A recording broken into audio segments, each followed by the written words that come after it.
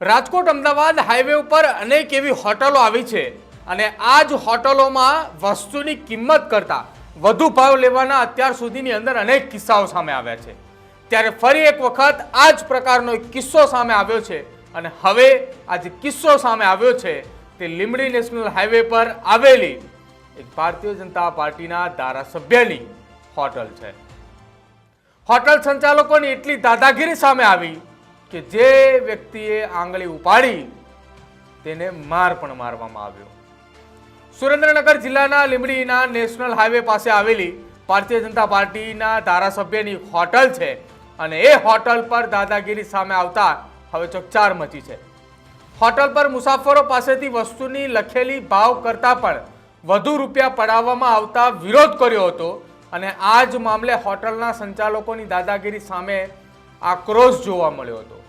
મુસાફરો પાસે તમે વધુ ભાવ લો છો આવું કહેતાની સાથે જ મુસાફરોને તેઓની હોટલની પાછળ આવેલા ફાર્મ હાઉસમાં લઈ જઈને માર મારવાની અને સાથે જ જાનથી મારી નાખવાની ધમકી પણ આપી અને ડરાવ્યા પણ ખરા।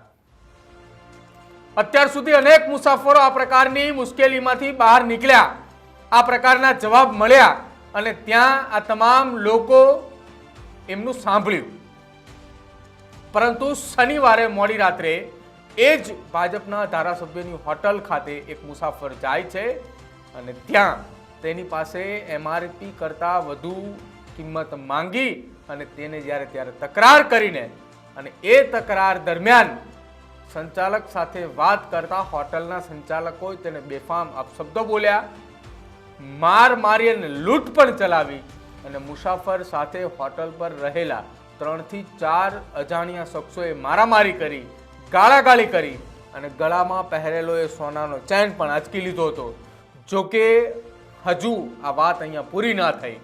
આ તમામ લોકોએ સાથે મળીને મુસાફરને જાનથી મારી નાખવાની ધમકી પણ આપ્યા હોવાની લીંબડી પોલીસ મથકે એક લેખિતમાં ફરિયાદ કરવામાં આવી છે અને આ ફરિયાદની અંદર ઉલ્લેખ કરવામાં આવ્યો છે। સાથે ગ્રાહકો દ્વારા જવાબદાર સંચાલકો અને માર મારનારની સામે કાયદેસરની કાર્યવાહી હાથ ધરવાની માંગ સાથે એક અરજી પણ કરી છે। શું કઈ ઘટના બની હતી અને કેવી રીતે હોટલના સંચાલકો બેફામ બન્યા, લાકડી લઈને મારામારી ઉપર ઉતરી આવ્યા અને મન ફાવે તેવા શબ્દો બોલતા હતા, જુઓ એકવાર આ વિડીયો।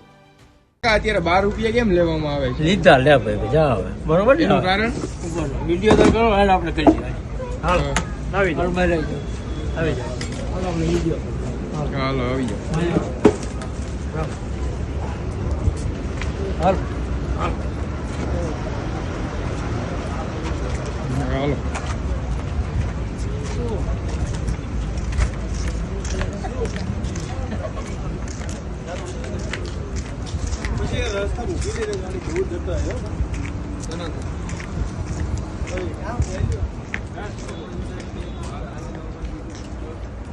બોલી જાવ એને કઈ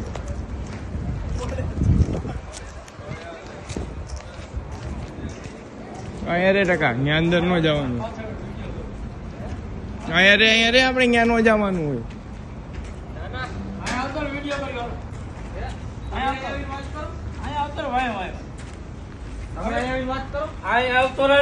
આપણે જોઈ શકો છો આ જે હોનેસ્ટ હોટેલ છે તેની ખુલ્લેઆમ દાદાગીરી જોવા મળી છે અને આ છે તે ભાઈ પટ્ટો લેવો હાથ નો અડાડો આ તો કહો પર કર ના કરાય એ ભાઈ મોબાઈલ નો તો મોબાઈલ નોટ તો એમ જેમ બોલે જવા દે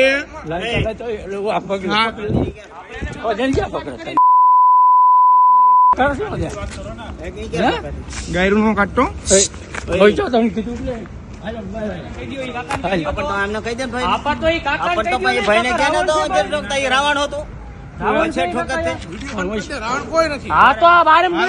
કા લ્યો વાંધો ના વાંધો યાદ રાખજો જવા દે ફાંસી ના કરતો